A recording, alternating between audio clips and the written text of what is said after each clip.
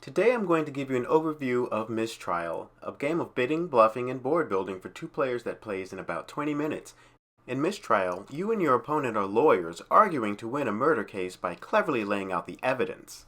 Evidence is represented by polyominoes of 10 different shapes. The red side is how the prosecution views the case, while the blue side shows the defense's story. The object of the game is to force your opponent to be unable to place a tile they won in a round. To start the game, first you set up the board using a randomly chosen jury selection card, which shows the layout of the gray influence and colored bias cubes held by members of the jury. We'll talk about what the cubes do later.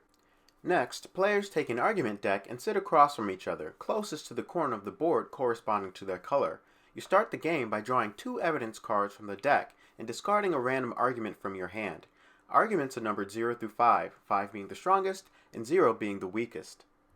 Once evidence is flipped from the top of the deck, players simultaneously choose an argument to play from their hand. Whoever wins this argument gains control of the corresponding evidence tile and becomes first player.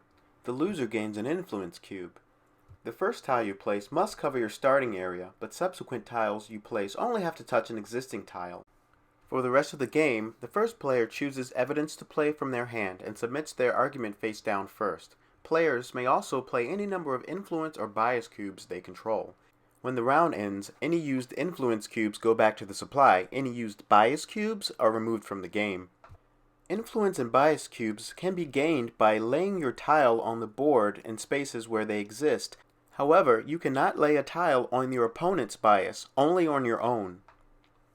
At the end of the round, draw back to two evidence cards in your hand and continue play. Here, you see that the blue player has played their zero-value losing argument card. This allows you to draw every card from your discard except for the losing argument card. Otherwise, you'd take your discard into your hand when you only have one card left. Here we skip to the end of the game. As you can see, red has won this round, but red, because it cannot place over the blue bias cube, has nowhere to place this tile and has therefore caused a mistrial and lost the game. If, on the other hand, blue had won that round, it would be able to place over its own bias cube. However, this triggers the game end because 9 unique tiles have been placed. Players count the number of connected tiles that they control. Blue here has 5, while red has 4. Blue has won the game.